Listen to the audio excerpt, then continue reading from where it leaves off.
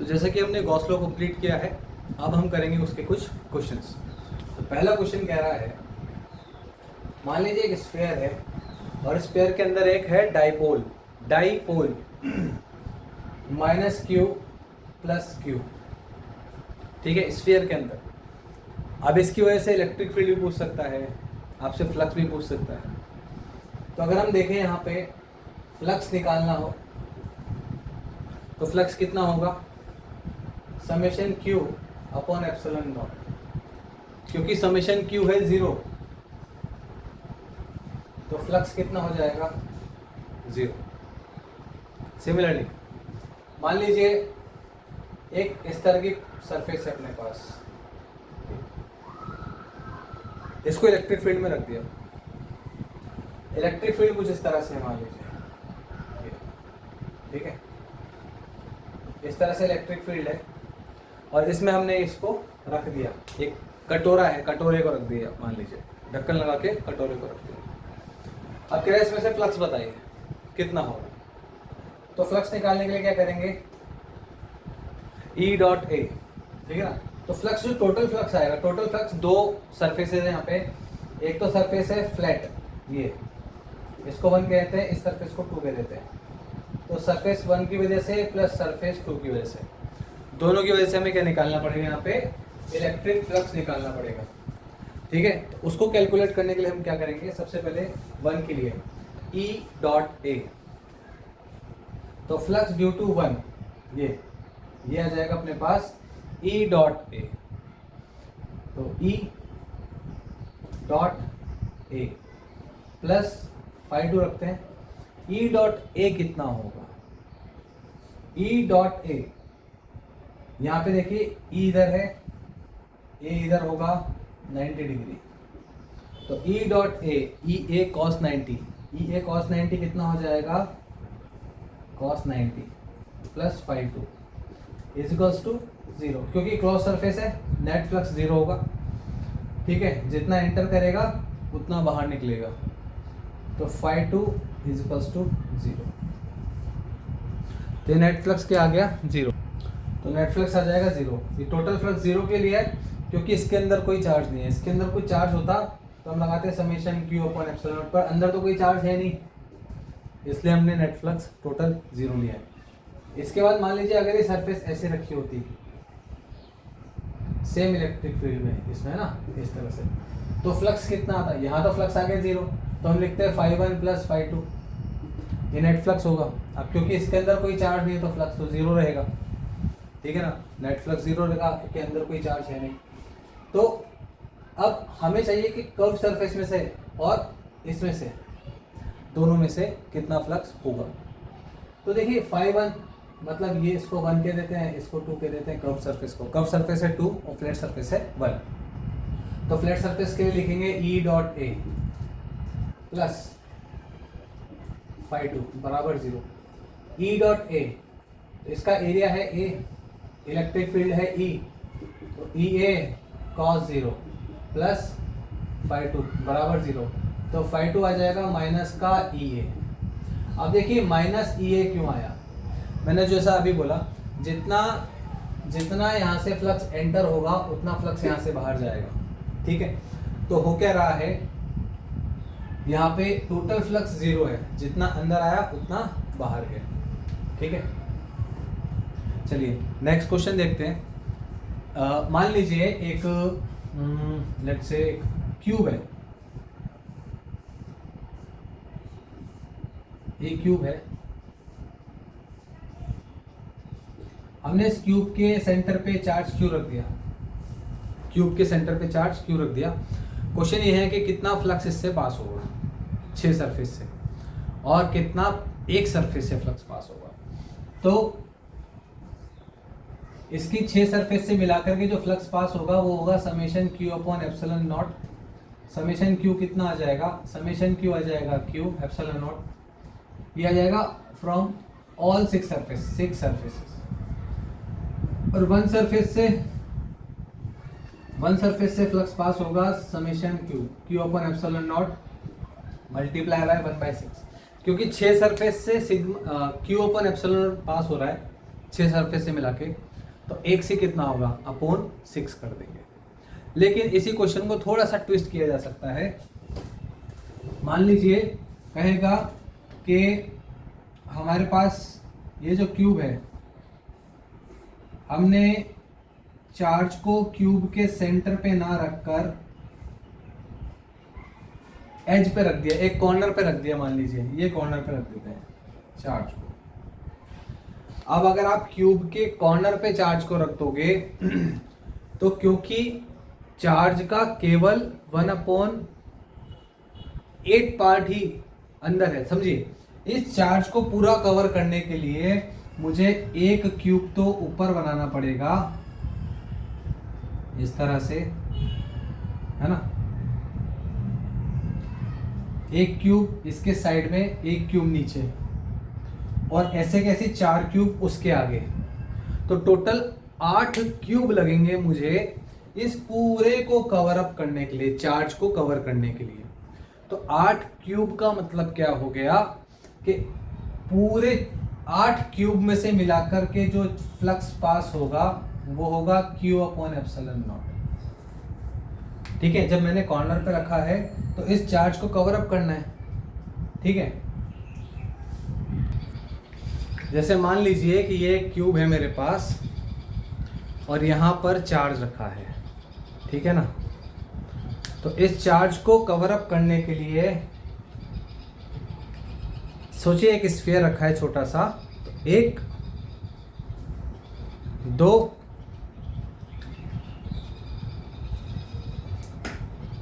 और ये 4, ठीक है।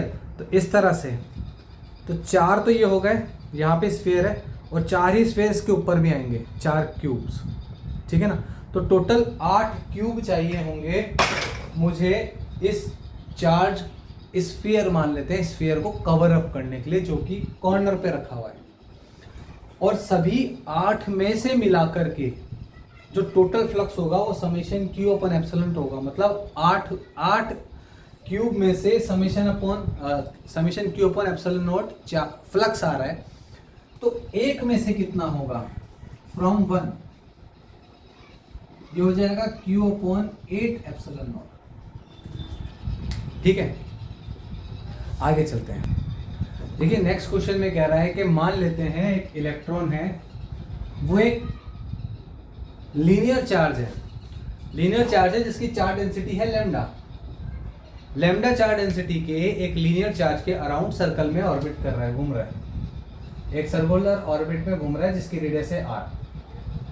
ठीक है, तो उसकी रेडियस या उसकी वेलोसिटी पूछ सकता है कि भाई एक इलेक्ट्रॉन है, इलेक्ट्रॉन घूम रहा है इसके सराउंडिंग में, कितनी स्पीड से घूमता रहे। देखिए होता क्या है कि इलेक्ट्रॉन को, क्योंकि नेगेटिव चार्ज है, पॉजिटिव चार्ज अपनी तरफ अट्रैक्ट करेगा, कितना फोर्स लगाएगा, अंदर की तरफ लगाएगा Q/E इलेक्ट्रॉन पे, और अगर ये घूमेगा तो इस पे सेंट्रीफ्यूगल फोर्स लगेगा mv²/r। ठीक है, अब इक्विलिब्रियम में दोनों बराबर हो जाएंगे। E इलेक्ट्रिक फील्ड का जो फॉर्मूला होता है वो होता है 2k λ/r। ये हम डिराइव किए थे लास्ट क्लास में, लास्ट जो लेक्चर है आप प्लेलिस्ट में जाके देख सकते हो। लास्ट लेक्चर में हमने डिराइव किया था 2k λ/r, ये होगा mv²/r। r से r कैंसिल हो गया तो आप यहाँ से v निकाल सकते हो, तो v आ जाएगा is equals to √2k λ/m, 2k λ/m। तो इस तरह से हम यहाँ पे वेलोसिटी कैलकुलेट कर सकते हैं। ठीक है, q की जगह चार्ज रख सकते हैं 2k λe/m। अब यहाँ पे तो हमने इलेक्ट्रॉन लिया है, इलेक्ट्रॉन की जगह कोई और पार्टिकल ले सकता है, बस कंडीशन ये है कि दोनों का चार्ज अपोजिट होना चाहिए। सेम चार्ज होगा तो वो रिपेल करेगा और वो यहाँ पे इक्विलिब्रियम स्टैब्लिश नहीं हो पाएगा। ठीक है, नेक्स्ट क्वेश्चन ये है कि 2 थिन प्लेट्स हैं अपने पास, वी हैव 2 थिन प्लेट्स, इस तरह से पतली पतली सी प्लेट्स हैं, इस पे अंदर चार्ज है -q, यहाँ पे चार्ज है +q, मान लेते हैं। बाहर कुछ भी चार्ज हो उससे कोई फर्क पड़ता नहीं है।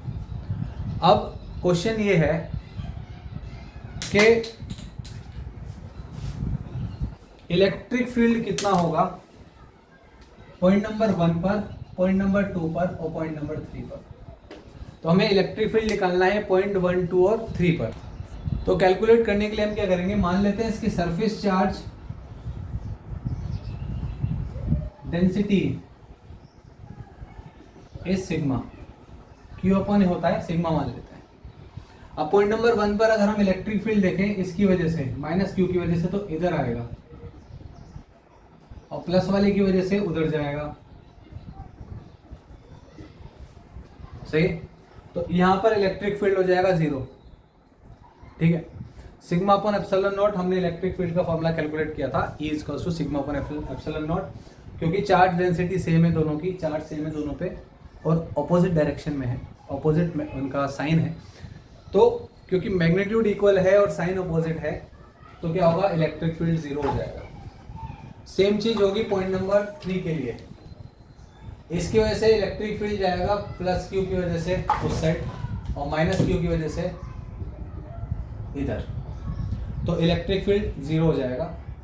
बीच में अगर हम बात करें माइनस वाले की वजह से इलेक्ट्रिक फील्ड होगा ऐसे और प्लस वाले की वजह से होगा ऐसे, क्योंकि दोनों का डायरेक्शन सेम है इसलिए इलेक्ट्रिक फील्ड आ जाएगा E minus Q plus E plus Q, ठीक है। इलेक्ट्रिक फील्ड होता है यहाँ पे sigma upon 2 epsilon not plus sigma upon 2 epsilon not, तो आ जाएगा सिग्मा अपॉन एप्सिलॉन नॉट। यहाँ पे मैंने माइनस नहीं लगाया क्योंकि मैं ऑलरेडी डायरेक्शन यहाँ पे ले चुका हूँ। तो नेट इलेक्ट्रिक फील्ड आ गया अपने पास sigma upon epsilon not. Next question लेते हैं। मान लीजिए मेरे पास 2 कंसेंट्रिक शेल हैं, शेल मतलब एक शेल तो ये है, ठीक, और दूसरा शेल है ये।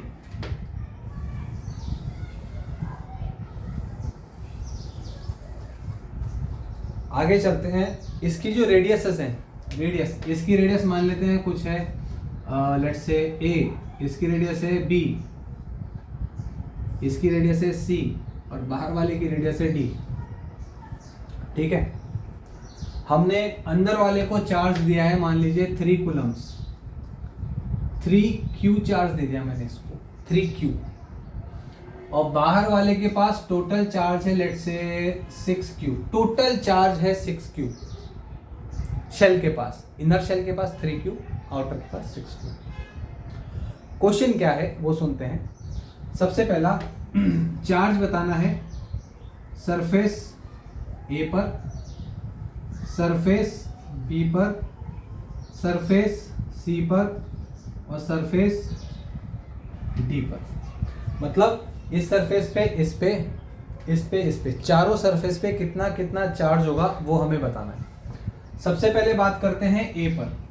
तो A पर चार्ज होगा 0, क्यों? क्योंकि मेटल के कंडक्टिंग शेल्स हमने कंसीडर किए हैं, तो जो भी हम चार्ज देंगे वो आउटर सरफेस पर आ जाएगा। तो इनर सरफेस पे कोई भी चार्ज नहीं होगा। इनर शेल के आउटर सरफेस पे चार्ज देखें तो आ जाएगा 3Q, क्योंकि जो भी हमने चार्ज दिया है पूरा आउटर शेल पे, आउटर सरफेस पे जो है इक्वली डिस्ट्रीब्यूट हो जाएगा, यूनिफॉर्मली डिस्ट्रीब्यूट हो जाएगा। फिर C का, C मतलब इनर शेल, इनर शेल पर अगर हम चार्ज देखें तो ये 3Q है, तो ये 3Q माइनस 3Q को अंदर अट्रैक्ट करेगा अपने लिए, और इधर से माइनस 3Q है तो प्लस का 3Q बाहर चल जाएगा, तो माइनस 3 ये प्लस 3, प्लस 3 और 6 बाहर हो जाएगा 9Q, ठीक है। होगा क्या, इनर शेल की जो इनर सरफेस है उस पर कोई चार्ज नहीं होगा क्योंकि सारा चार्ज बाहर चल जाएगा 3Q। अब ये 3Q अंदर वाली सरफेस पे माइनस 3Q जनरेट करेगा ड्यू टू इंडक्शन, क्योंकि जितना हम बाहर वाली सरफेस को चार्ज देंगे वो पूरा बाहर आ जाएगा, अंदर कोई चार्ज रहने नहीं वाला। तो 6Q जो था वो बाहर आ गया, प्लस ये जो माइनस 3Q इंड्यूस हुआ है अंदर, उसके अगेंस्ट प्लस 3Q भी बाहर आएगा, ठीक है। तो बाहर वाली सरफेस पे हो जाएगा 9Q, इसके अंदर माइनस 3Q, फिर 3Q और 0। इसके अगर आगे हम चलें तो एक क्वेश्चन और बनता है, वो बोलेगा आप चार जगहों पे इलेक्ट्रिक फील्ड बताओ। इलेक्ट्रिक फील्ड कैलकुलेट करना है कहाँ कहाँ पे, R equals to less than a, R A से बड़ा है और B से छोटा है, ठीक है ना। मतलब कि मैं आपको वैसे बताता हूँ, पॉइंट नंबर 1 पे बताओ, पॉइंट नंबर 2 पे बताओ, पॉइंट नंबर 3 पे बताओ, पॉइंट नंबर 4 पे बताओ और पॉइंट नंबर 5 पे बताओ। 1 2 3 4 5 ये 5 जगहों पे इलेक्ट्रिक फील्ड बताओ। अपन सीधी सीधी सी बात करते हैं, मोटी मोटी, ज़्यादा हेक्टिक करना नहीं है ना। पॉइंट नंबर 1 पर इलेक्ट्रिक फील्ड हमें कैलकुलेट करना है, तो हम क्या कैसे करेंगे, summation Q upon epsilon not a, ठीक। क्योंकि अंदर कोई भी चार्ज नहीं है तो इलेक्ट्रिक फील्ड हो जाएगा 0, क्योंकि चार्ज 0, चार्ज कितना है 0। पॉइंट नंबर 2 पर इलेक्ट्रिक फील्ड बताओ। पॉइंट नंबर 2 पर इलेक्ट्रिक फील्ड कैसे निकालेंगे, क्योंकि पॉइंट नंबर 2 पर भी कोई चार्ज नहीं है। आप गॉसियन सरफेस बनाओ, पॉइंट नंबर 2 पर कोई चार्ज नहीं है, क्योंकि समेशन क्यू है 0, तो इलेक्ट्रिक फील्ड भी आ जाएगा 0, ठीक। पॉइंट नंबर 3 पर, जब मैं पॉइंट नंबर 3 पर एक गॉसियन सरफेस ऐसे ड्रॉ करूंगा, कंटिन्यूस सरफेस ड्रॉ करते हैं, अगर मैं वो करूंगा तो इलेक्ट्रिक फील्ड लाएगा summation Q upon A epsilon not. अब क्योंकि यहां पर चार्ज है, चार्ज कितना है 3q, तो 3q और pi R square, 4 pi R square epsilon not, तो आंसर आ जाएगा 3kq अपॉन आर स्क्वायर। ये 1/4 पाई एप्सिलॉन नॉट हो जाएगा k, 3q है सही, और अपॉन का आर स्क्वायर।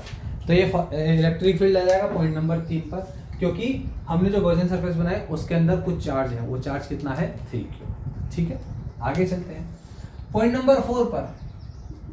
पॉइंट नंबर 4 पर इलेक्ट्रिक फील्ड निकालना है, अगेन इलेक्ट्रिक फील्ड हो जाएगा 0। अब पूछोगे क्यों, अरे देखो भाई, यहाँ पर पॉइंट नंबर 4 इधर आएगा, इसके अंदर देखो ये माइनस का 3q और प्लस का 3q, टोटल चार्ज कितना हो गया 0। अगर टोटल चार्ज 0 तो electric field 0, because summation q बराबर 0। अब बचा कौन सा, पॉइंट नंबर 5। E5 पे summation q upon A epsilon not, या पॉइंट नंबर 6। पॉइंट नंबर 5 बाहर है, मतलब हम गॉसियन सरफेस बनाएंगे एकदम आउटर में, आउटर में बनाएंगे तो टोटल चार्ज कितना है, यहाँ पे टोटल चार्ज है 6 प्लस 3, ठीक है ना, क्योंकि बाहर वाले पे 6 है, अंदर वाले पे 3, 6 प्लस 3 9, तो आ जाएगा यहाँ पे 9q upon 4 pi R square epsilon naught, यानी कि 9kq upon R square, 9kq upon R square. k कहाँ से आया, 4 पाई एप्सिलॉन नॉट से k बन गया। तो इस तरह से हम लोग इसको सॉल्व कर सकते हैं। चलिए अब हम नेक्स्ट क्वेश्चन देखते हैं। मान लीजिए मेरे पास दो शेल हैं, दो स्फीयर्स हैं, मान लेते हैं नॉन कंडक्टिंग स्फीयर्स हैं, और नॉन कंडक्टिंग स्फीयर की वजह से हमें यहाँ पे नॉन कंडक्टिंग शेल ले लेते हैं, या कंडक्टिंग शेल कोई सा भी ले लो, नॉन कंडक्टिंग शेल ले लेते हैं। मान लेते हैं दो कंडक्टिंग शेल है, इसको मैंने चार्ज दे दिया लेट से q, इसको भी चार्ज दे दो q, दोनों का सेपरेशन मान लेते हैं 3r है, ठीक है ना। इनकी वजह से इलेक्ट्रिक फील्ड निकालना है, इनकी वजह से क्या निकालना है, इलेक्ट्रिक फील्ड। कहाँ कहाँ पे, पॉइंट नंबर 1 पे, 2 पर, 3 पर और 4 पर, 1 2 3 पर, 1 2 3 और 4 पर इलेक्ट्रिक फील्ड निकालना है। देखिए इलेक्ट्रिक फील्ड एट 1, जब इसको पूरे को हमने क्यू चार्ज दिया है, अब पॉइंट नंबर 1 जो है वो शेल के अंदर है, शेल के अंदर इलेक्ट्रिक फील्ड होता है 0, whatever with the charge outside और on the surface, that doesn't matter. अगर शेल के अंदर है इलेक्ट्रिक फील्ड 0 होगा, इसका मतलब 3 पर भी इलेक्ट्रिक फील्ड 0 हो जाएगा, क्योंकि पॉइंट नंबर 3 भी शेल के अंदर है, तो 1 और 3 पर इलेक्ट्रिक फील्ड 0 हो गया। इनके मिड पॉइंट पे देख लेते हैं, इसकी रेडियस है r, इसकी रेडियस है r, ये डिस्टेंस हो जाएगा r/2। तो E2 निकालने के लिए हम क्या करेंगे, देखिए E2 इसकी वजह से इलेक्ट्रिक फील्ड आएगा इस डायरेक्शन में, है ना, और इसकी वजह से आएगा उस डायरेक्शन में। इसकी वजह से इलेक्ट्रिक फील्ड आएगा इधर, उसकी वजह से आएगा उधर। तो E इसको हम कहते हैं A, E A minus E B, net electric field आ जाएगा पॉइंट नंबर 2 पर, ए वाले की वजह से इधर और बी वाले की वजह से उधर, ठीक है ना। तो नेट इलेक्ट्रिक फील्ड निकालेंगे, कितना आएगा, k q upon R plus R by 2, यानी कि 3r/2 का square minus k q upon 3r/2 का होल स्क्वायर। पॉइंट नंबर 2 पर भी इलेक्ट्रिक फील्ड 0, ठीक है ना, जस्ट सेंटर पे, क्योंकि हमने चार्ज भी इक्वल लिया है, रेडियस भी इक्वल लिया है, कोई दिक्कत की बात नहीं है, इलेक्ट्रिक फील्ड 0। तो पॉइंट नंबर 4 की बात कर लेते हैं। पॉइंट नंबर 4 पर इलेक्ट्रिक फील्ड कितना होगा। पॉइंट नंबर 4 कुछ लेते हैं, यहाँ से मान लेते हैं सेंटर से, लेट से 2r डिस्टेंस ले लेते हैं, है ना, 2r ले लेते हैं। तो electric field due to B वो होगा इस डायरेक्शन में, और electric field due to A की वजह से भी इधर ही होगा, ई बी और ई ए, तो दोनों ऐड हो जाएंगे भाई, ई बी ऐड हो गया, ई ए भी ऐड हो गया। ई बी आएगा k q upon R plus R, 2r है ना, तो 2r का square plus k q upon 1 2 3 4 और एक 5r स्क्वायर, ठीक है। देखिए r plus 2r 3r 4r और ये 5r, तो 5r का स्क्वायर कर दिया। K q upon R spherical shell की वजह से आउटर सरफेस पे, अगर सरफेस के बाहर देखें तो k q upon R square formula होता है। तो r मतलब डिस्टेंस, यहाँ पे 2r आ गया, 5r आ गया, इसको सॉल्व कर लेंगे, हमारे पास आंसर आ जाएगा के q upon 1/4r square plus 1/25 r square, ठीक है ना। तो k q upon R square 1/4 और 25 का हम एलसीएम ले लेंगे, 100 ले लेते हैं, यहाँ आ जाएगा 25 प्लस 4 के क्यू अपॉन 100 आर स्क्वायर, ऊपर आ जाएगा 29। दैट्स इट, ये हमारे पास आंसर आ गया, ठीक है।